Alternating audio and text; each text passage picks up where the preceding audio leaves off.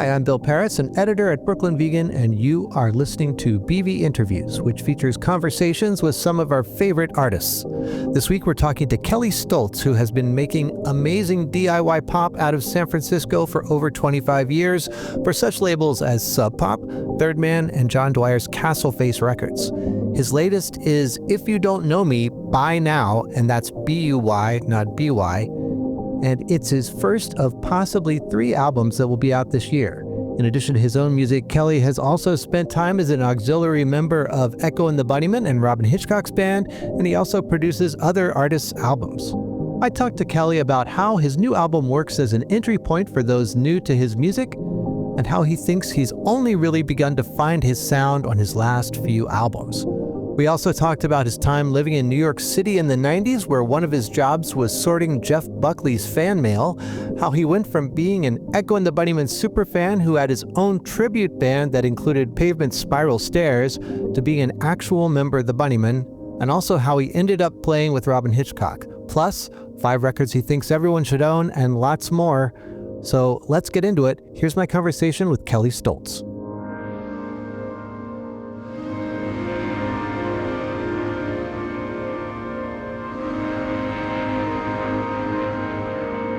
I'm very happy to have as my guest today one of my favorite artists of the last 25 years, Kelley Stoltz, who has released somewhere around 20 albums in that time on such labels as Sub Pop, Third Man, and Castle Face. A multi-instrumentalist, he has also been a touring member of Robyn Hitchcock's band and Echo and the Bunnymen. His new album is titled If You Don't Know Me, Buy Now, and is out now via Agitated in the UK and Dandy Boy here in the US. Kelley, welcome to the show. Hi, Bill. Thanks for having me on your show here. This is great. It's been kind of a San Francisco week. I talked to Glenn Donaldson just a couple days ago. Did ya? How's he doing? He's doing great. Like you, he's got a new record, great new record. Yep. Acknowledge Kindness. Mm-hmm. Yep. He's an inspiration for sure. He says that he's known you before either of you were really doing music. It's true. I've known Glenn since he was one of the first friends, not first friends, but first couple years living here. His bandmate at that time in a lot of groups, Mirza, Thuja, sort of Santa Cruz noise art type music, was Stephen R. Smith, who is a fantastic and very prolific person in sort of instrumental, damaged Gothic Americana strangeness, like John Fahey meets Harry Parch kind of person, Stephen R. Smith. And Glenn and he knew each other, and I knew Steve through mutual. My girlfriend at the time was living with his girlfriend, so we ended up being friends. And I became aware of Glenn and his myriad projects that he was in, and here we are, 30 years later, both still doing our thing, and probably, I think, definitely for him, and I think like to think for me, doing the best stuff we've ever done. So he's always been an inspiration and a competition and a jealousy maker and all the rest over the years. He's the kind of guy who is always doing something interesting, generally a couple years before other people are. And so I always found Glenn to be quite an inspiring guy. Have you all ever been in a group together? We never have. I did record with his group, which at that time was called the Giant Skyflower Band. And he always had great names for groups. And I saw him play, and I think they were called Knit Separates. Over the years I'd seen him play, but Shade Sarton, who was in the Fresh and Onlys, played bass with me, also played with Glenn in various iterations of his group. So we were all sort of connected, and I definitely heard about the recordings going on and stuff. But I think I just played some Wurlitzer piano on a couple songs of his, 2006, 5, somewhere in there. Well, let's talk about the new record. Sure. The title of the record does not come across quite the same as when I'm saying it on a podcast as it does when you read the title on the front of your album. Yeah. If you don't know me, buy, purchase now. I don't know. I'm a little, I love the title, and I'm also terribly embarrassed that I've reached this age of dad puns. And my wife, who pretty much has a very good cool filter, she said, no, you got to use it. It's too good. I thought maybe for if I ever had a best of, it would be very funny and apropos, but it just sort of stuck, and I've become turning into like a Biff Rose punster musician character that is both wonderful and pretty sad. But yeah, it is a reference to the fact that I have made 19, 20 records, but I am still very much unknown, and I hear from people often, I love your music. I just found out about it from a friend, or heard a song on a TV show, or where have you been all my life, and all those things that are part of the experience of a person who I don't do a lot of touring, and I like to record and play enough shows to tickle that, scratch that itch. But it being in a van for me for 7 hours a day has never been, I tried it for a while, and it's just not something I like doing. I'd rather be making music or doing something else. And those early years were pretty dispiriting. I played New York, St. Louis, everywhere, sometimes to 3 people, sometimes to 20, sometimes to 70. But when you see bands who you can feel a success happening, and there's a line of people buying shirts, and I'm like selling one shirt standing there, I started thinking, this isn't really taking off the way I thought, so I just decided to really focus on what brought me the most joy, which was making records, writing songs, fiddling around in my studio. And so I think the title is sort of a reflection of this is as good a place to start as any. If you haven't heard me, this is just as good as the rest. And, obviously the soul double entendre, or double whatever, talking Harold Melvin, it's just silly. Did you have any like nightmares or anything, like where you wake up like, I can't believe I titled my record this pun? No, not at all. Okay, great. I don't take anything very seriously. It doesn't have the gravitas of Forever Changes or LA Woman. It doesn't, it's not cool, but I'm not, neither am I. I'm so cool in my uncool that I, maybe I'm cool again. I just kind of stopped worrying about that stuff also. You were saying you saw the lines for merch from like people you were playing with. Anybody specific there that you want to share a story about? I mean, I had, I got a lot of chances early on, and touring, opening for the Rack on Tours, Jack White often at, the Enormo Dome. And granted, his ability to merchandise, and that's such a, they're so good at it. But, I often played opening for big groups and thought, well, there's 7,000 people. I'm going to sell 50 records. No, 1, 2, a shirt.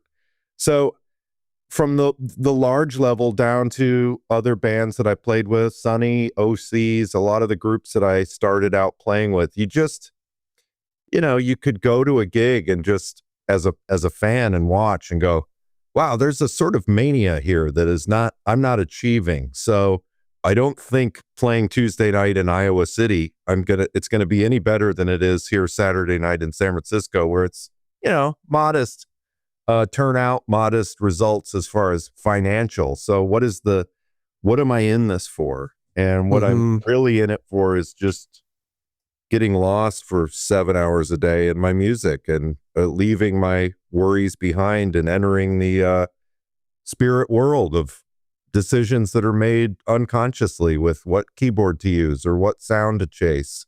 That's the meditative quality of escape that music provides, and that's something that I really need and enjoy. So much more than driving around or sticky floors and clubs and stuff, that, and late hours.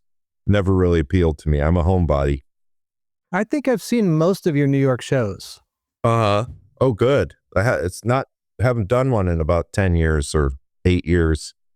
I want to say the last one was with Sonny and The Sunsets at the Bell House, maybe. That's probably right. Yeah. You know, there's like, I went to Australia every couple years, 4 or 5 times, and I haven't been there in about 8 years. Life changes, the world situations with travel.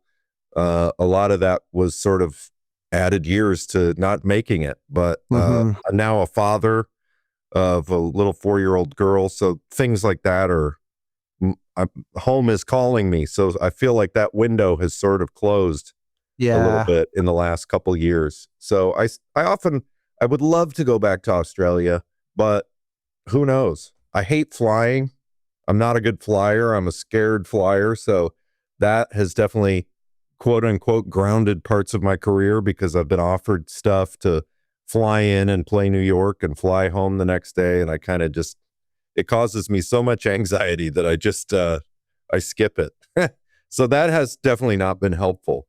But, I had to overcome that when I was in the Bunnymen, and that was my lifelong favorite group. And so getting the chance to play with them was amazing. But, we might play 3 shows in a row, and then there'd be 2 weeks off. So I'd come home and then fly back. And there was a couple weekends where I flew in on Friday, played Saturday, and flew home on Sunday. And so I kind of conquered that fear, or at least learned to live with it, because of what was going on with, my Bunnymen stuff, and not wanting to let my neurosis and anxieties ruin my lifelong dream. So I can do it. I just prefer not to. Right. Yeah. And that's kind of a lot of the reason I haven't been doing touring much. And I'm always curious, if I went out on a tour now, would anybody come? I don't know. I think my experience from 2002 to 2010 were generally so, tough that I may be living in the past, and maybe there is a crowd out there for me now, but I'm not sure. We'll get into the Bunnymen here in a little bit, but sure. Back to your record, your new album. You said that with the title, it kind of works as a entry point for somebody who's maybe never heard you before. Did you have the title before you made the record? Did you have a sort of idea that you wanted this to be a little bit of everything you've ever done? No, I always just make stuff up as one day at a time. And I mean, my process is to wake up, have coffee and some snack, check my email, and start working as soon as I can. And most of my life, that was working from 11 to 7, go out, have a few drinks, come home, sleep in till, and then work all day. And generally I can make a song every day or two, it's something new. And some of them are terrible and don't go anywhere, and some are good. And then I work on that for a couple days. It's finished. Then I have this other idea I started, jump to that. If I get hung up on where to go with it, start something new. There's always a few songs going at once. And so this process was just the same as ever. I guess the title popped out. It was just something I said. And my wife, Allison, and I just thought it was funny. So right. Often the titles of records come later. It's usually, I got to put some art together. What am I going to call this? I don't know. Is there a lyric from a song that sort of encapsulates and can speak for the whole feeling of the record? Or is there, so this was just a dumb title, and there you go. When you make a record these days, it's not so much about having like an idea for a sound of a record. You've just got songs and you want to make them as good as possible. Yeah. And I think I definitely, my tastes change with what I'm listening to when I'm kind of sponging in, and I've gotten really good at not being so pastiche. I've sort of finally absorbed all my influences. I think in the last 5 records are really a true representation of me. And there was a period early on, I think Antique Glow, one of my first records, was very much me, because I was trying on different outfits. And Below the Branches, my second record, I mean, I kind of started listening to the Beatles and the Beach Boys, which were my parents' records, that I kind of was a post-punk kid. So I never really paid much attention to the Beatles and 60s music. And so that was what I recorded, because it really was what I was listening to. And it was like, how did the Beach Boys write a song like this? And it was almost like a math problem to make your own. But now I have no conscious, I wanted this to sound like Carl Wilson anymore. It's just go in and make stuff up. So I definitely feel like I am me. And it took a while to achieve, because I'm a Rich Little type person, you know. I love or Peter Sellers, you know.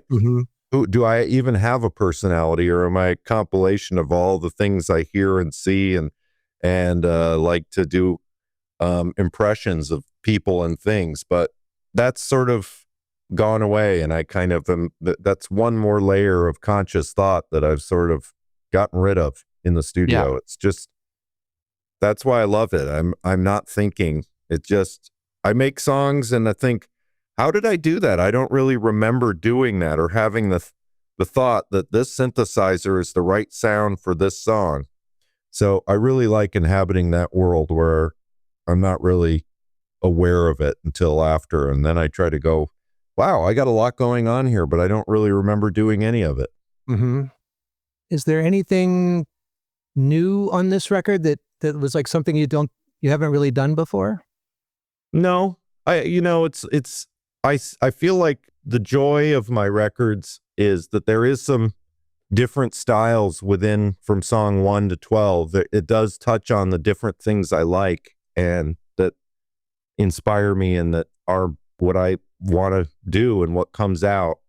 But, you know, one of the problems in my career, I think, in if I were to listen to all my records, is it is kind of the same. You know, they've changed subtly. The sound has changed. There might be different synthesizers, where it used to be a lot of John Cale piano or Harry Nilsson's sounds. So the sounds have changed, but the style is still kind of the same. And it's nice to have that thread throughout. But, you know, I never was Ziggy for a record, and then Aladdin Sane. And, you know, you see artists who really have these long careers. They change their sound, their look, their hair color from one picture to the next. And one day it's red, the next day it's blue, then it's cut.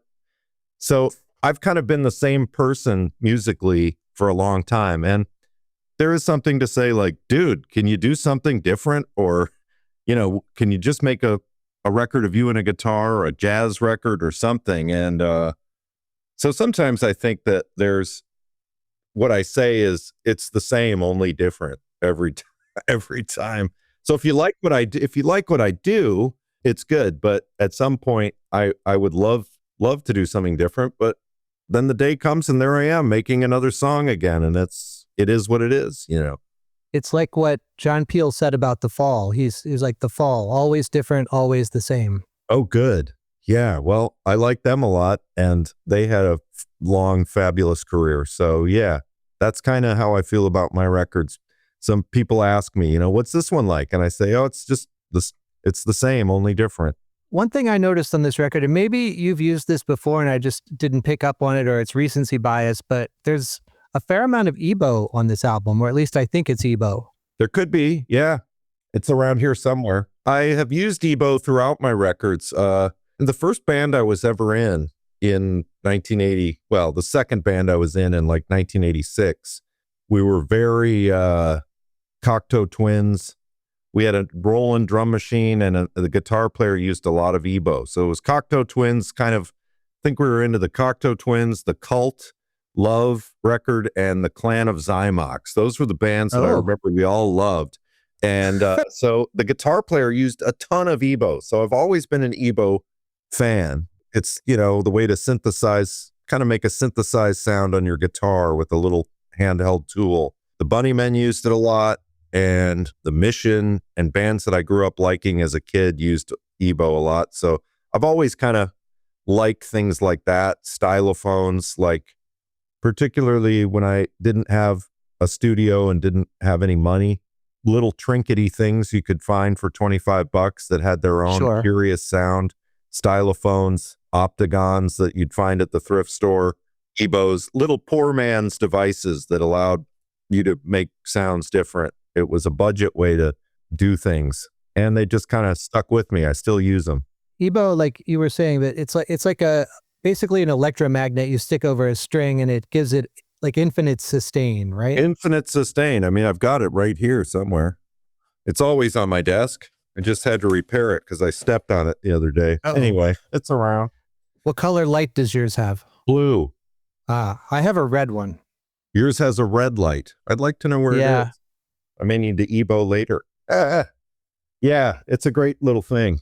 I don't really play any instruments to a point where I would say that I play an instrument, but I had a friend who was kind of more well off than I was, and he played guitar, and I really liked big country. And oh yeah, they were Ebow people, weren't they? That's what they used to make their guitars sound like bagpipes. And was it an I was Ebow? Like, yeah. And so I was like, John, you should get one of these Ebow things. He's like, all right. And then he like never used it and ended up giving it to me. So I have it somewhere in my house. But oh, good. Okay. So the old ones probably had red lights and the new ones are blue light. I guess so. Well, you've set me off on a frantic Ebow hunt. Where the hell did it go? Ebow, where did you go? Whoa. When someone says Ebow, what's the first name that comes to mind? Will Sargent from the Bunnymen.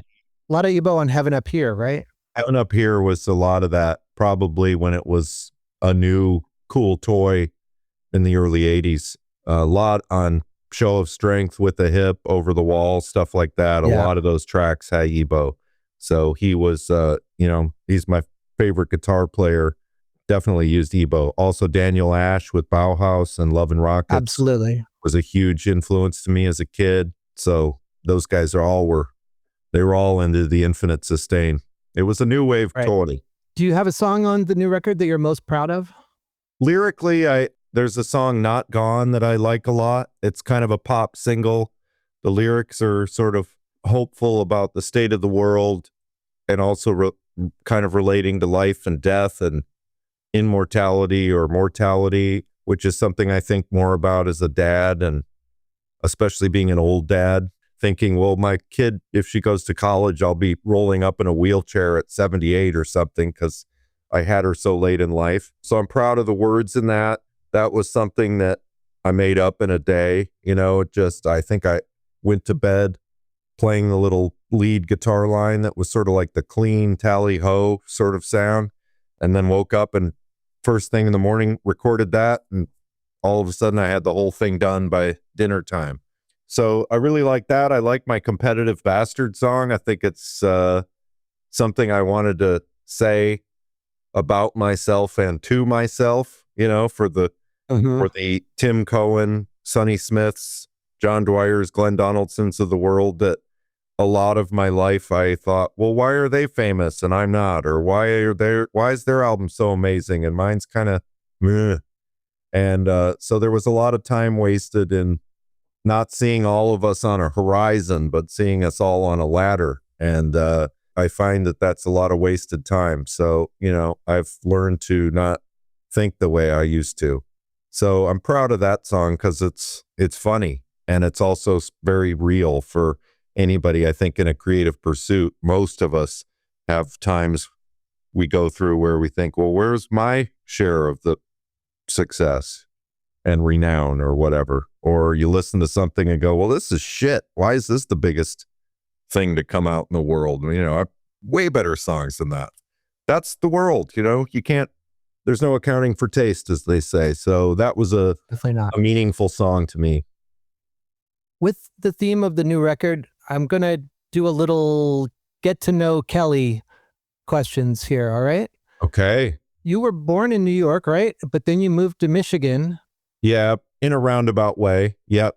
Was born in New York. Dad went to Columbia, and we lived in the student, in the housing on Riverside Drive and 120 something. And I lived there not very long. And we moved to Illinois.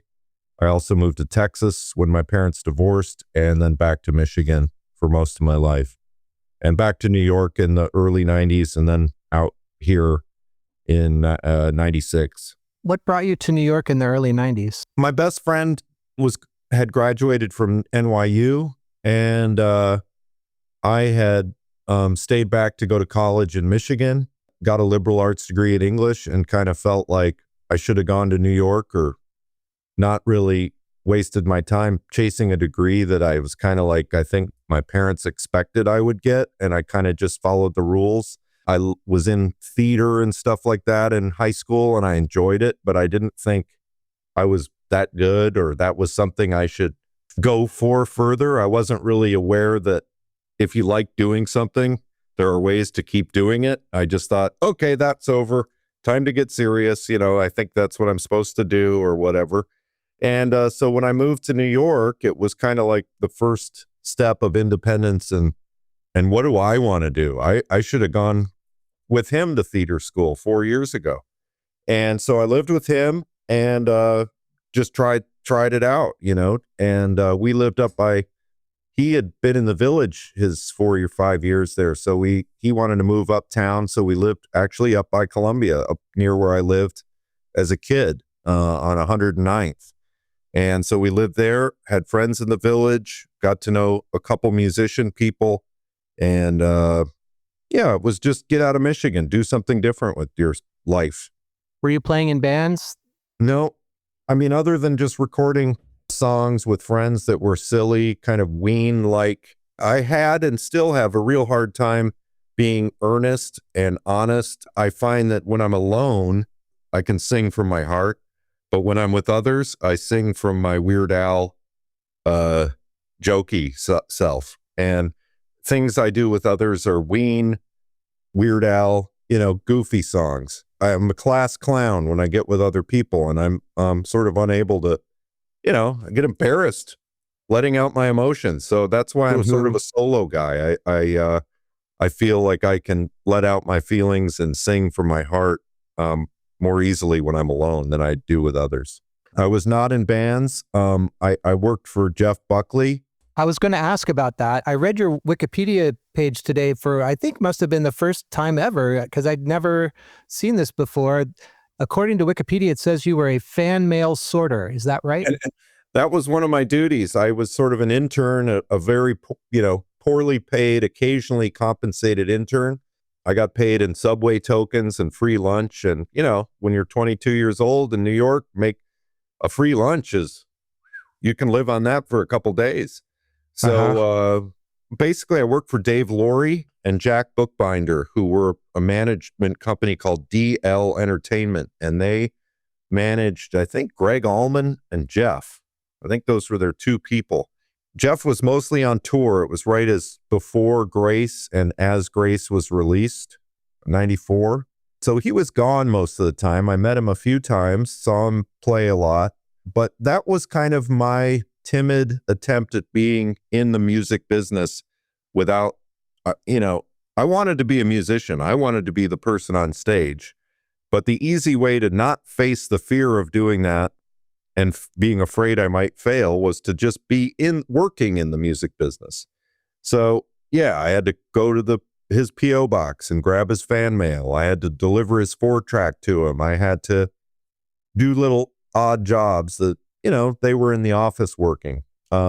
Receipts, going through all the plane tickets, sorting the prices and stuff like that, they needed help with. I was a fan of his music. I had seen him in Detroit, and my buddy at NYU was raving about his shows at Chennai. So I was aware of him and had listened to his music. But it was a way to be in the music business without writing the songs. In time, learned I want to be writing the songs. I'm not interested in sorting mail or putting receipts in an order. This is no different than working in the offices on the temp jobs I'm doing. It's just the same. It's just about music. I want to be a musician. So it was around that time I borrowed a 4-track from a guy who was in the No Neck Blues Band, and he let me borrow it. And I wrote some, songs in my room. They were pretty bad. I didn't know kind of how to sing and thought I needed to have emotion.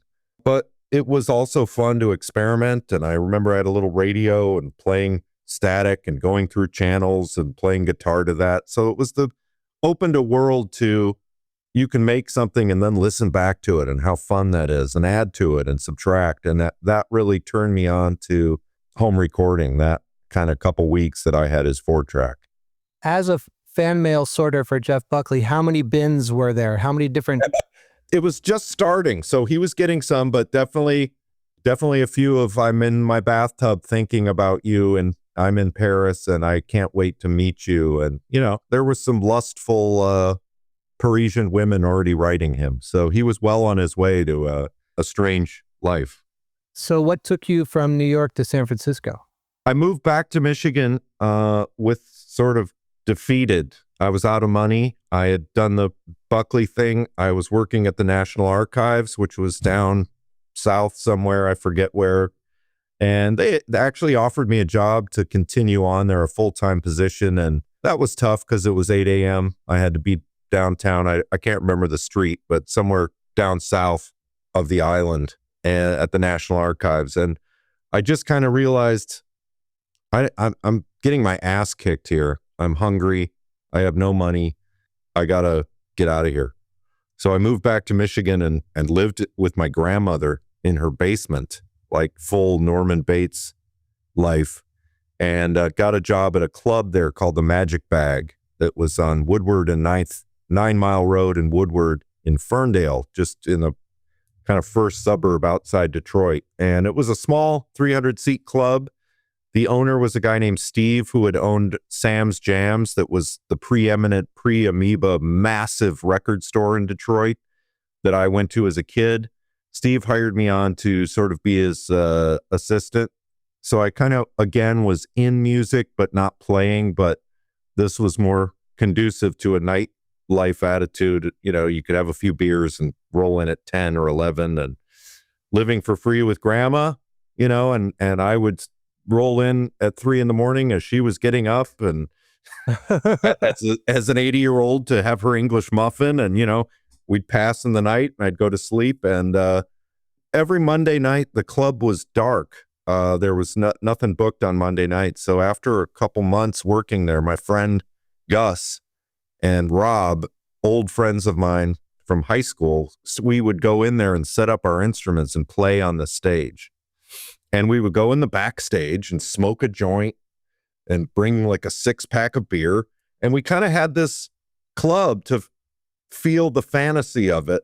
And we would just play space rock. I mean, improvisational, tuneless space rock dirges. We were all playing our best, but didn't write songs or anything. We just kind of jammed. And that was sort of the first time that I played with other people and in 10 years. So that was fun. And got to be like February, and Gus and I looked at each other and were like, I want to move. I don't want to be in Michigan winter anymore.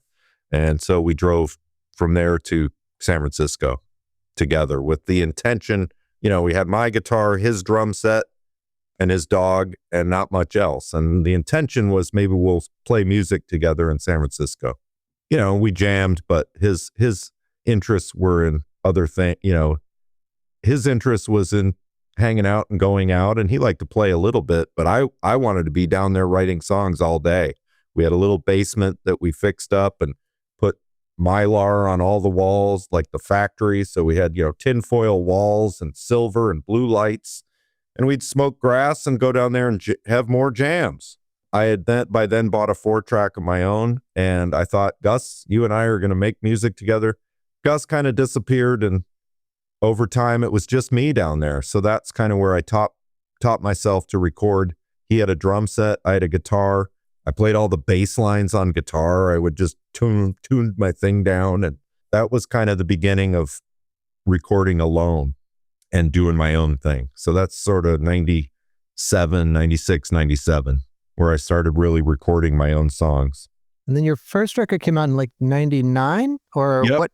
That was called The Past Was Faster. That was released in 1999 by the Telegraph Company. That was my same friend who I lived with, who went to NYU. He started a small label that released Chris Rail's Church of Betty, my record, Stu, who was the lead singer of a group from LA called the Negro Problem, who is now, done very well on Broadway, doing his Passing Strange shows. So we were the first 3 releases that they did. I think they had high hopes.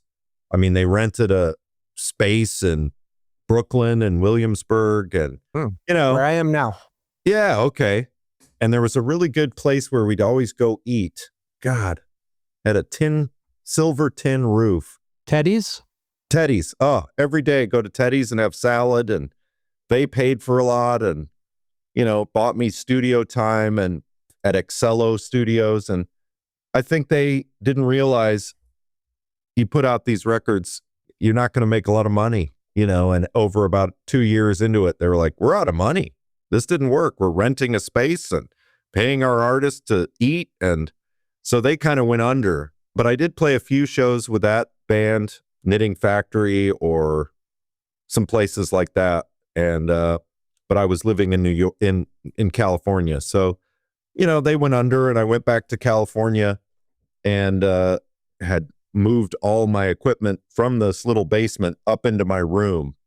And my room and my wonderful patient roommates kind of allowed me to play drums, and I moved all of our stuff into my room. So I had bought a Tascam 388 8-track on eBay for $300.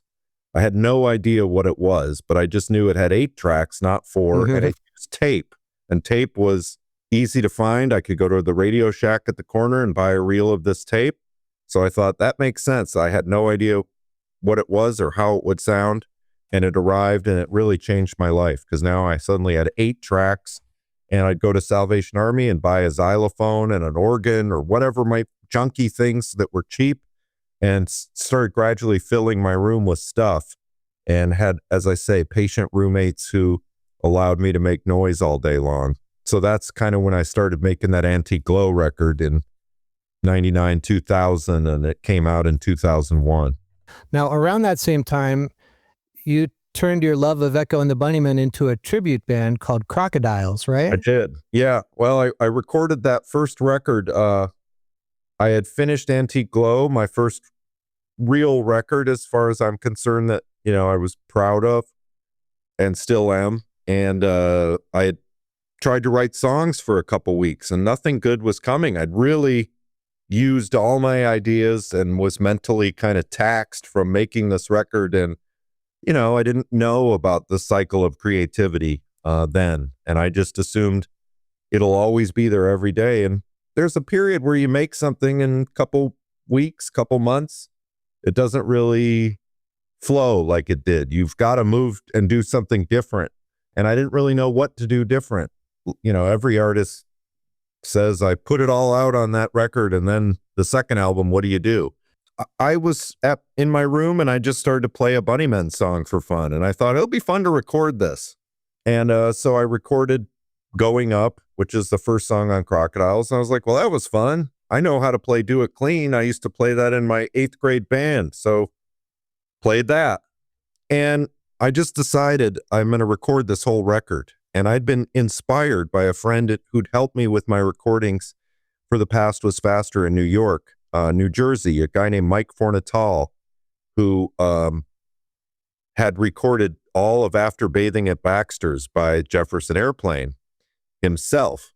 So he was a big inspiration. I thought, Mike did it. I'm going to do my Bunnymen thing. So I did the Bunnymen, the whole album. And it was kind of a way to get my head out of making my first record, but keep recording and keep having fun, and then, try to get my next record in line. But it was just a fun exercise to keep busy, keep recording. And I did Crocodiles. I think I must have passed the tape along to somebody. Pretty soon, people who were into my Antique Glow record, Simon Keeler in the UK, said, I'll put this out. He said, I don't even like the Bunnymen, but this is great. I like your versions. They're more garagey and weird. So he put it out. A CD found its way through friends to Spiral Stairs from Pavement, who's a huge Bunnymen fan. Yeah. And by like 2002 or so, we started playing gigs. And I was Mac and he was Will. And then we got Shade from Fresh and Onlys and some other drummers and started playing them. We had the Fog Machine and all that stuff. And we played it in Australia, New York, here a couple times, maybe LA, I'm not sure. 4 or 5 times. I saw the show in New York, which was during CMJ. Oh, yeah. And it was actually the same night that Echo and the Bunnymen played Irving Plaza or Webster Hall. Right. And Will Sargent came to that show. He did. What I remember about that show, you say that you were Ian, but you really were Ian, right down to the stage banter. Yeah. Well, as an only child with divorced parents who worked late, pretty much as soon as I got home from school, from 8th grade through high school, the stereo was cranked up. I had a tennis racket and I had a lamp with one of those Mr. microphones that was a TV mic. Sure. Like, hey, babe, pick you up later or whatever. I scotch taped the microphone to the top of a Edison base on a lamp, played my tennis racket. I'd put on my stepdad's black suit because it looked more like what Mac would wear. I'd smoke cigarettes in the house, which was strictly forbidden, and talk to myself like this, and I'd sit on the couch doing Mac, the greatest singer of all time.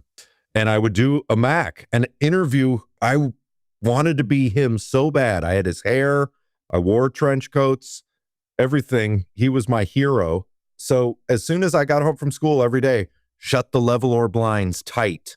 Don't let, if somebody sees me like this is really embarrassing. Close those blinds, lock the doors, crank, porcupine on my parents' stereo and arrogant, tennis racket and do the thing and pretend and talk English. And so I'd been doing that impression since I was 14 years old. So going on stage doing it was easy and so fun, to inhabit my hero and play those songs for myself was so cool. Yeah. And having Will come to the gig was a real trip. I remember that night, it was like my dad was there. My girlfriend was there. My best friend was there. I scanned the room like Will Sargent's here. It was insane. So, and also it was a festival night, CMJ or whatever. I think we went on at like 1 a.m. It was it was at least 1. Yeah. Okay. Like I'd played my gig that same Arlene's at 9 o'clock and I had to sit around through 6 bands and, we went on at 1 or 2 a.m. It was crazy. And we played great and Will was there and it was like, my life will never get better than this moment. Mm-hmm. So is that where you met Will for the first time? Or did you meet him then? I think I had met him in Australia on my first tour. They were also touring down there and I was enough of a cool known person with a promoter and an agent who I was able to get backstage in Australia. There was a big buzz about my tour down there. So I was like VIP'd into things and I went backstage and I'd met him in the Bunnymen as a fan earlier on, 90s, I guess. But that was the first time really kind of talking with him.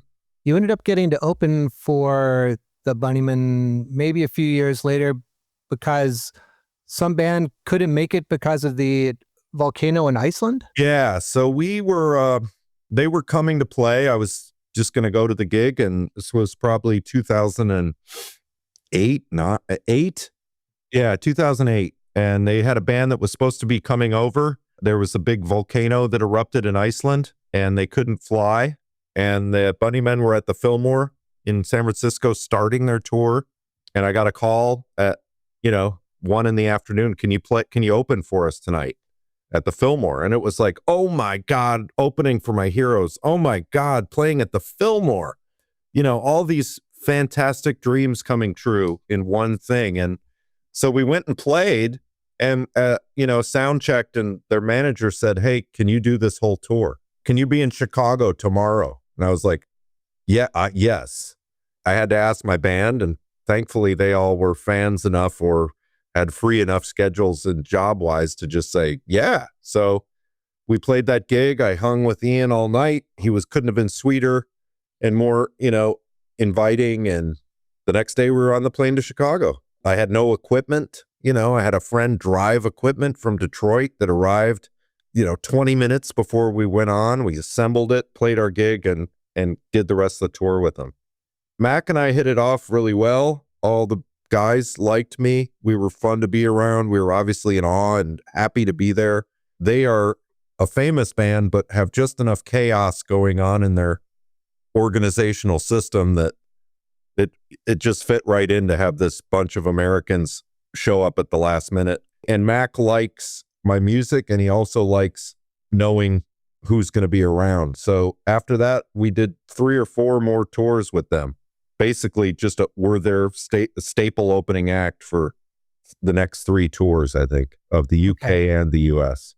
How did it come to be that you ended up being a touring member of Echo and the Bunnymen? I worked at a record store called Grooves that was a mom and pop used store. I was there from 2002 to 2021, about 19 years I worked there. Somewhere on a shift, 2016, went in, logged into my email, and there was an email from the management saying, our rhythm guitar player, his mom is very ill, and he doesn't want to do this tour we have planned. We have a crazy question for you. Would you want to be in the band and play rhythm? I was like, yeah, again, yes, of course, my heroes, Also, what are you in? This blew my mind, It was like the movie of the guy who gets to be in his band or sing for, whatever that movie with the brother is. It was that experience. Yeah.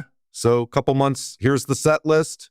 And so I just went in my studio here and worked out all the songs, played them for hours a day so that I knew exactly what I was doing, and flew over to, where did it start? I think it started in England. Yeah. I flew to Liverpool and had a day off, and then went into rehearsal with the band, and I was in the band, and first show was in Portugal in 2016, end of 2016. And I think, I think the assumption of the rhythm guitar player was my mom's ill, and once this is sorted out, I'm back in the band.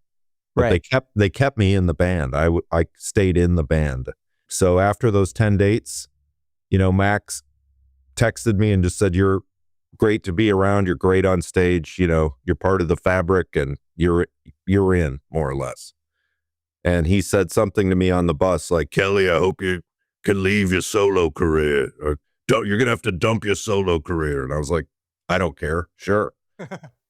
So that was it. I was in the band for the next 3 years till 2018, when I had my own sick parent and needed time off. I should have sort of thought about how I got in, but I said, Dad's not well. I got to take care of him. He actually passed away, and I need to take care of his apartment and move his stuff. I need the next 4 gigs off. So they got somebody in, and he stayed in, and I was out.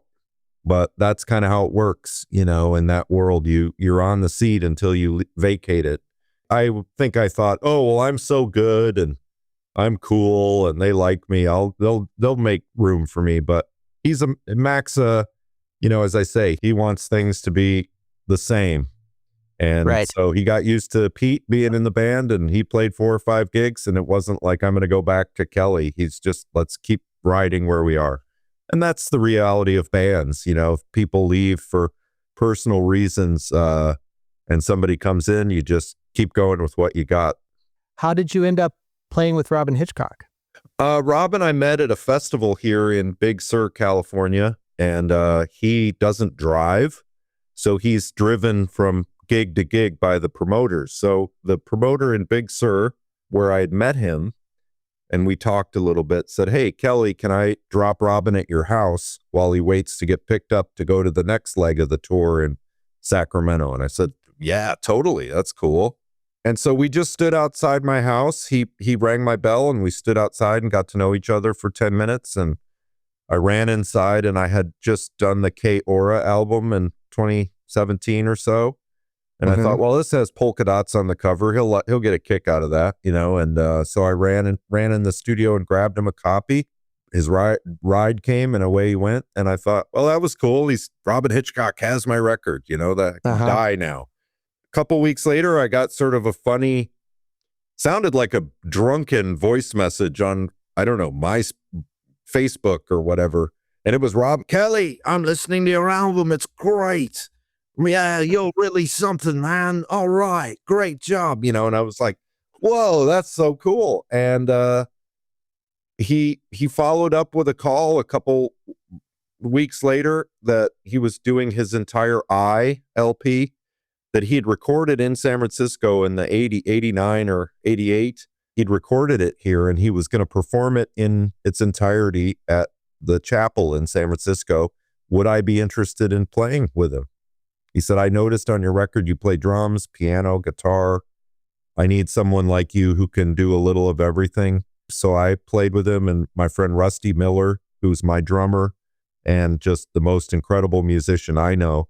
I said I should bring Rusty along for the other bits. Also a little bit it'll take all the onus off me, and Rusty can play any instrument too. So we backed him up, and I played a lot of piano. Rusty played drums. He played guitar. I played sitar, which was really fun. I don't know what I'm doing, but Robyn is up. He's an incredible string band fan. So, the vibe and feel of the sitar is more important than really playing the right bits, like a classically trained sitar player. So just grooving and droning is enough. And so I played sitar on stage, and we were amazing. And so as that sort of led him to think, okay, I've got these cool people in California now. So when I do West Coast tours, I want to play with Kelley again. Next year it was, hey, I've got 3 or 4 dates. Can you play? And I said, yeah, I want to be your drummer. So Rusty played keyboards and guitar, and Bart Davenport from LA came up and played bass. We did a few years of touring like that through the early COVID days.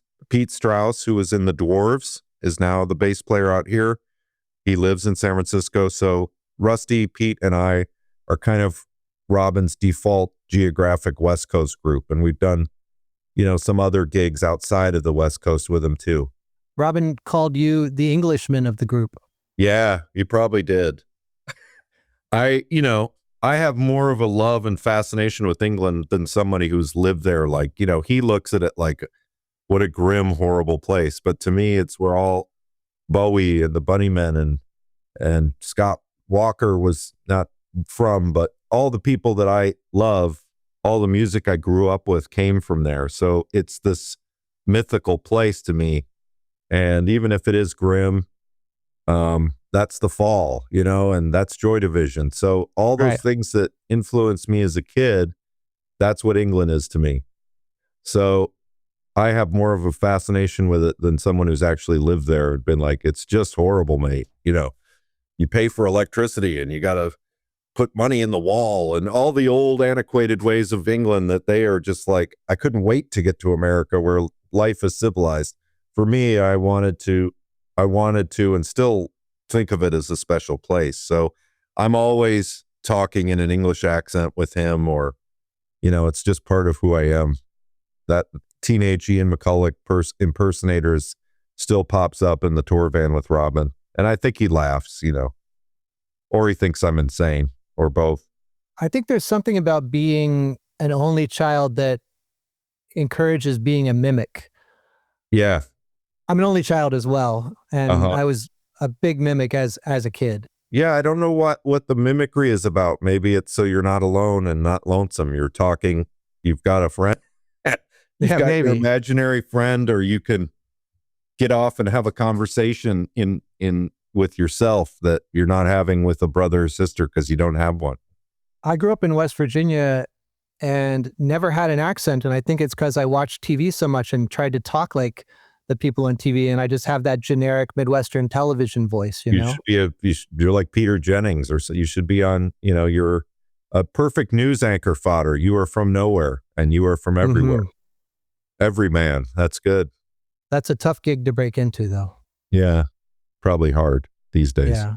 You mentioned that you have a 4-year-old daughter now. What do you sing to your daughter? I listen to her music, there's the classics, of course, the Wheels on the Bus and all those. We make up a lot of songs. Okay. I love that she's a mimic. There was a period where she had all the Yellow Submarine dolls and things in the bath. And so I would, talk to her like this, Ringo, I love you. Love, you looking great in the tub. Let's get some bubbles on you.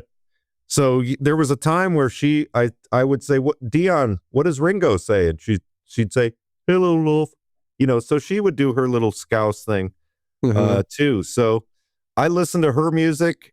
It's K-pop Demon Hunters, all the old classic songs that are generally done in a really cloying, annoying way these days, but with synthesizers, and she's into Blippi. I don't know what that is. Blippi is a guy who sings slightly out of key, and he's like if Nardwuar was a child, TV show, but he sings about excavators and dinosaurs and anything like that. But we make up a lot of songs too. She's got a new one, The Sun or Roses. So we're working on that. She's got some pretty poetic ideas, and the things they say every day are just fodder for lyrics. Have you ever thought about making a kid's record? I actually think more about writing a kid's book, because I tell her stories and I just make them up. She needs a story every night. I made up a good one last night about a giraffe who was born with a really short neck, and he was ostracized by the other giraffes, but it comes in handy at some point when he's being chased by lions in the jungle. So, I think more about the stories I tell her and go, that would make a great book, but I've never thought about sitting down and recording a kid's record. No. Okay. But I have done voiceover work for kids' toys, couple things that tell stories. I was the Cheshire Cat in a toy, this company called Tony's that makes Tony toys that are these little speaker boxes, and you put a different figurine on it and it plays the story of that figurine. And there's Alice, or folk songs, or nighttime stories. And I've been Sleepy Bear, and so I get a kick out of doing the voiceover stuff for kids things, but never wrote a record, never really thought about it. I think we're going to wrap this up. Is anything else going on in your world that we should know about? My next record is done, and it will be coming out in October, a new one. Okay, 2 records in 1 year. It's even better. I'm trying to do 3. I'm trying to make a library record of instrumentals, but that one's sort of gotten pushed aside, getting art things done for this one. But the next record is mastered and called Writing the Thread, which is what my wife is doing whenever I see her on her phone and ask her, "What are you doing?" She says, "I'm writing the thread." So that's the next one. Not as comedic a title, but about my continuing to write to my little thread, my community of people who like my music. And so the other one you said is a library record, like sort of one of those 70s records that used to come out on KPM or whatever? Yeah, I mean, it's a mix of things that I never found. Alan Hawkshaw. Exactly. I that's kind of the music I really gravitate to a lot in the last 10 years. Instrumental music like that, beautiful orchestral pop things, weird groove music, all the great things that library music they had the best musicians in studios to record for cartoons, commercials, TV shows, generally instrumental.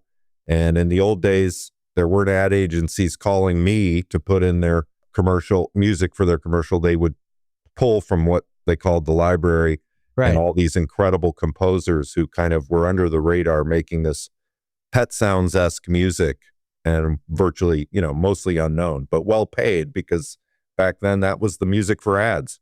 So I love that kind of music. So my collection is nowhere near as good as those masters, but a lot of it is music that was too good to just die in the hard drive while I couldn't figure out a lyric to put on things, or just was a little too funky and groovy for my records. So it's a little mix like that, but I'm got to get that one done. My goal in June is to finish that. But the next rock record, Writing the Thread, is coming out in October in time for the tour, and I think it's even better than the one I've just done.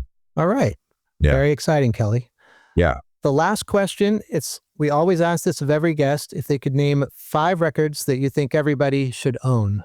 A little commentary. Well, I was mulling that one over because there's so many that are obvious.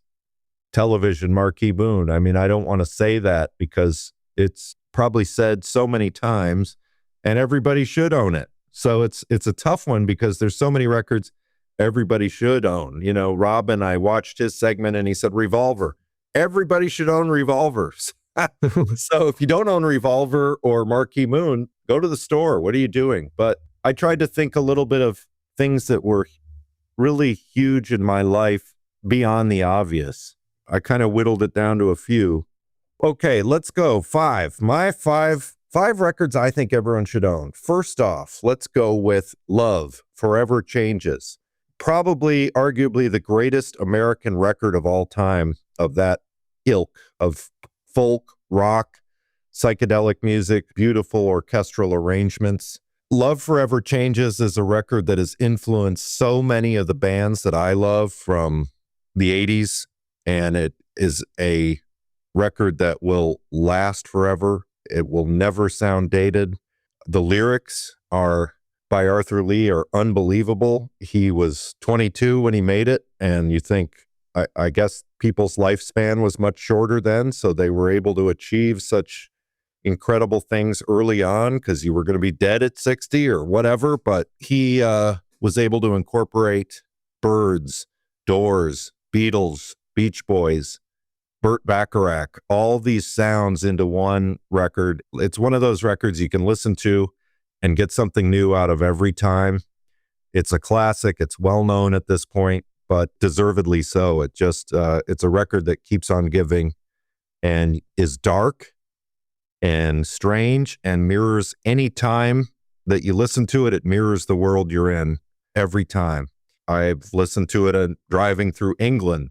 I've listened to it in my car here. I've put it on late in LA driving, and it just, wherever you are, it's the perfect record, and it's just gorgeous.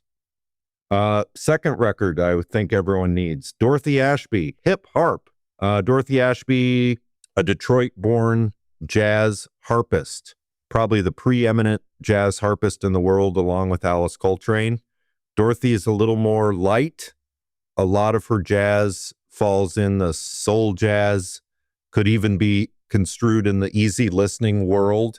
Hip Harp is released on Prestige Records. Not sure of the year, probably late 50s, early 60s. Generally has harp, flute, upright bass, some piano. Just beautiful, beautiful music. It's a favorite of mine as a person who hates flying to put on in my headphones when I'm up in the clouds. It immediately makes me feel more relaxed. And all of Dorothy Ashby's records are great. She got into some weirder territory with the rubaiyat of Dorothy Ashby that is sort of Alice Coltrane-esque in its strange instrumentation. Also, soul harping has some almost breakbeat kind of stuff. But Hip Harp is much more traditional, but for me, it's my favorite Dorothy Ashby album. And it's the one I used to work in a record store and put it on almost every morning when I went in. It just puts you in a good mood. Number 3, I've picked up this compilation of Esquivel called Cabaret Mañana.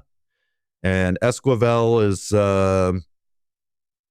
makes outer space orchestral music and from the 50s, kind of Jetsons music. And I'm struck by how influential he must have been in his use of stereo and his use of strange sounds to influence people like Brian Wilson and those big studio, giant big band orchestral recordings that sound like transmissions from another planet. I just love it. Cabaret Mañana is a compilation, so the Esquivel purists might feel like that's just a mix of different eras.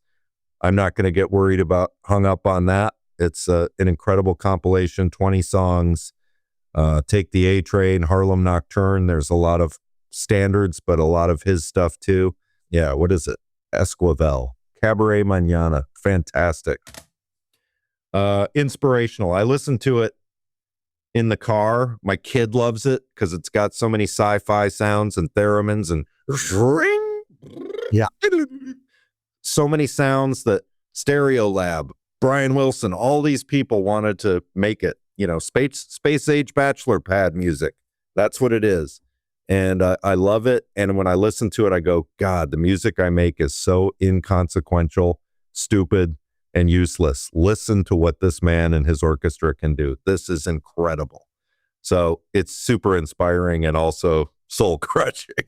So that's 3. Let's see. Number 4, Eden Abez, Eden's Island. Eden Abez wrote Nature Boy that Nat King Cole had a huge hit with.